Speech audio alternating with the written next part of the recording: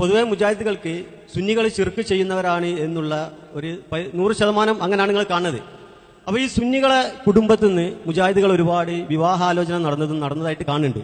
അത് അനുവദീയമാണോ എന്ന് മൗലവി ഒന്ന് വിശദീകരിക്കണം. അനുവദനീയമാണ്, വിരോധമൊന്നുമില്ല. അനുവദനീയമാണ്, വിരോധമില്ല. അനുവദീയമാണ് എന്നുള്ളതിനൊന്ന് വിശദീകരണം തരാം. കാരണം എന്താ വെച്ചാൽ അങ്ങനെ ആവുമ്പോൾ ഈ സുന്നികള് ശിർക്ക് ചെയ്യുന്നവരും ബഹുദൈവ ആരാധന നടത്തുന്നവരും പിന്നെ ഖബറാരാധന നടത്തുന്നവരും ആണ് എന്ന വിശ്വാസത്താണ് മുജാഹിദുകൾക്കുള്ളത്. അങ്ങനെ ഒരുപാട് സമൂഹങ്ങൾ ഇവിടെ ഉണ്ട്. എന്തുകൊണ്ട് നിങ്ങൾ അതിൽ നിന്നും വിവാഹാലോചന നടത്തുന്നില്ല? നമ്മൾ ഒരിക്കലും അങ്ങനെ സുന്നികളെല്ലാവരും മുസ്ലിം എവിടെയും പറയുന്നേ ഇല്ല, എവിടെയും പറയുന്നില്ല. എന്നാൽ മുസ്ലിമീങ്ങളെ കൊണ്ട് സുന്നികളെ കൊണ്ട് ഉസ്താദുമാർ ശിർക്ക് ചെയ്യിക്കുന്നു. തുച്ഛം ചില മുസ്ലിയാക്കന്മാർ സാധാരണ ഉത്തരവാദികളല്ല. തുച്ഛം ചില മുസ്ലിയാക്കന്മാർ. അതുകൊണ്ടാണ് അങ്ങനത്തെ മുസ്ലിയാക്കന്മാരെ മക്കൾ ഞങ്ങളാരും കെട്ടാൻ പോകില്ല. അതല്ലാതെ സാധാരണക്കാർ അതിന് ഉത്തരവാദികളെ അല്ല. സാധാരണക്കാരെ പറഞ്ഞു പറ്റിച്ച് ശിർക്കായ സംഗതിയെ ശിർക്കല്ല എന്ന് വരുത്തി തീർത്ത് അവരെ പറ്റിക്കുകയാണ് മുസ്ലിയാക്കന്മാർ ചെയ്യുന്നത്. അതാണ് ഇതുവരെയും നമ്മൾ കണ്ടത്. നിങ്ങൾ വിശദീകരിക്കാൻ വേണ്ടി കേൾക്കണില്ല. ഇതുവരെയും ഇവിടെ നമ്മൾ കണ്ടതും തന്നെയാണ്. ശിർക്കായ സംഗതിയെ ശിർക്ക് അല്ലാതാക്കി മാറ്റി സാധാരണക്കാരെ വഞ്ചിക്കുക. അതാണ് മുസ്ലിയാക്കന്മാർ ചെയ്യുന്നത്. കൊടുത്ത കഴിവ് ചോദിച്ചാൽ ശിർക്കല്ല എന്ന് പറയാം. അപ്പൊ നാടൻ വിചാരിക്കും നമ്മൾ ചെയ്യണമൊക്കെ ഇസ്ലാമിലുള്ളതാണ്. അതിന് ആയത്തോതി കൊടുക്കും, ഹദീസ് പറഞ്ഞു കൊടുക്കും, കുറെ കഥ പറഞ്ഞു കൊടുക്കും, മുൻഗാമികളൊക്കെ ഇസ്തിഹാസ ചെയ്ത് പറഞ്ഞു കൊടുക്കും. സാധുക്കളൊക്കെ ദീനാന്ന് വിചാരിച്ച് ചെയ്യാണ്. അപ്പൊ അവിടെ കെട്ടിയിട്ടെങ്കിലും അവർക്ക് മനസ്സിലാക്കി കൊടുക്കുക, ഇത് ശരിയല്ലട്ടോ, മുസ്ലിയാക്കന്മാർ രക്ഷപ്പെട്ടാളി എന്ന് പറഞ്ഞു കൊടുക്കുക. അതുപോലെ ചെയ്യുന്നുണ്ട്. ഇനി തിരിച്ചും അതേപോലെ ഇതേ പാലത്തും അങ്ങോട്ടും കിടക്കാലോ. ഒരു പാലം അങ്ങോട്ടിട്ടാൽ ആ പാലത്തിലൂടെ ഇങ്ങോട്ടും കിടക്കാൻ പറ്റും. മുജാഹിദുകൾ അസ്ലിയായ കാഫിറുകളെക്കാളും വലിയ കാഫിറാണ് എന്ന് എഴുതിച്ച രേഖ സുന്നാലത്തുണ്ട്. അപ്പൊ ഇതേ ചോദ്യം അവിടെ പോയി ചോദിക്കാലോ.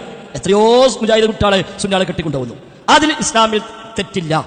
ഇസ്ലാമിൽ നിയമപരമായി മുസ്ലിമായി അംഗീകരിക്കുന്ന, ഖുർആൻ അംഗീകരിക്കുന്ന, നബി അംഗീകരിക്കുന്ന, സഹാത്കരിമ ചൊല്ലുന്ന ആളുകളുമായി വിവാഹബന്ധം പറ്റും. അവർ മരിച്ചാൽ കുളിപ്പിക്കാൻ പറ്റും, അവർ കഫൻ ചെയ്യാൻ പറ്റും, മുസ്ലിം ഖബർസ്ഥാനിൽ മറവ് ചെയ്യാൻ പറ്റും. അതിനൊന്നും വിരോധമില്ല. അതേസമയം ഇസ്ലാമിനെ ദീനായി അംഗീകരിക്കാത്ത ടീം നാട്ടിൽ പറയുന്നുണ്ട്. ഇസ്ലാമിനെ മതമായി സ്വീകരിക്കുന്നില്ല, ഖുർആൻ അംഗീകരിക്കുന്നില്ല, മുഹമ്മദ് നബി അംഗീകരിക്കുന്നില്ല, പരലോകം വിശ്വസിക്കുന്നില്ല. അതൊക്കെ തള്ളിക്കളഞ്ഞ് മറ്റൊരു മതത്തെ തന്നെ സ്വീകരിച്ചവർ അവരുടെ വിവാഹങ്ങൾ പാടില്ല. ഇത് മുസ്ലിമീങ്ങൾ മദ്യപിക്കുന്നവരുണ്ട്, മുസ്ലിമീങ്ങൾ മോഷ്ടിക്കുന്നവരുണ്ട്, മുസ്ലിമീങ്ങൾ പലിശ വാങ്ങുന്നവരുണ്ട്, എന്നതുപോലെ മുസ്ലിമീങ്ങളിൽ ശിർക്ക് ചെയ്യുന്നവരുമുണ്ട്. അത് എപ്പോൾ അവർക്ക് ബോധ്യപ്പെട്ടോ അവിടെ ആ ശിർക്കിൽ നിന്ന് മുക്തമായി തൗബ ചെയ്തു മടങ്ങിയാൽ അള്ളാഹു പുറത്തു കൊടുക്കും.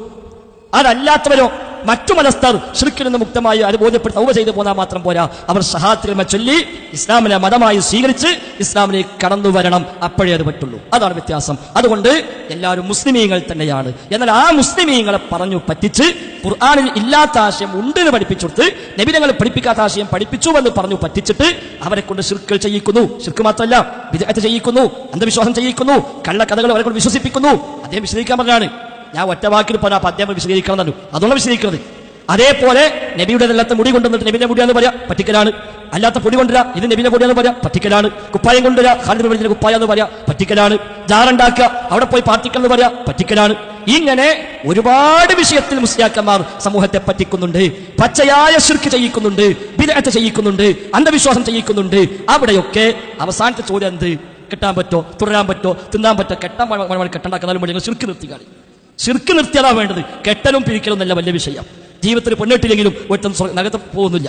ശിർക്ക് ചെയ്താൽ നരകമാണ് വാസസ്ഥലം. വിശുദ്ധ ഖുർആൻ പറഞ്ഞു, ഇന്നഹു മൻ യുശ്രിക് ബില്ലാഹ് ഫഖദ് ഹറമല്ലാഹു അലൈഹിൽ ജന്ന. ഇത് തമാശയുടെ വിഷയമല്ല, ഇത് സുന്നി മുജാഹിദ് വിഷയമൊന്നുമല്ല. വിശുദ്ധ ഖുർആൻ സൂറത്ത് മാഇദയിൽ പരിചയപ്പെടുത്തിയാണ്, ഇന്നഹു മൻ യുശ്രിക് ബില്ലാഹ്, ആരെങ്കിലും അല്ലാഹുവിൽ ശിർക്ക് ചെയ്താൽ ഫഖദ് ഹറമല്ലാഹു അലൈഹിൽ ജന്ന, അല്ലാഹു അവന് സ്വർഗ്ഗം ഹറാമാക്കിയിരിക്കുന്നു.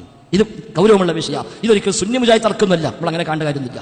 വളരെ ഗൗരവം, നമ്മളെ പരലോകം നഷ്ടപ്പെടുന്ന വിഷയമാണ്. അങ്ങേറ്റം വഴികേടാണ് സൂറത്ത് നിസായിൽ അല്ലാഹു തആല പരിചയപ്പെടുത്തി. നരകം നിർബന്ധമാണ് സൂറത്ത് മാഇദയിൽ അല്ലാഹു തആല പരിചയപ്പെടുത്തി.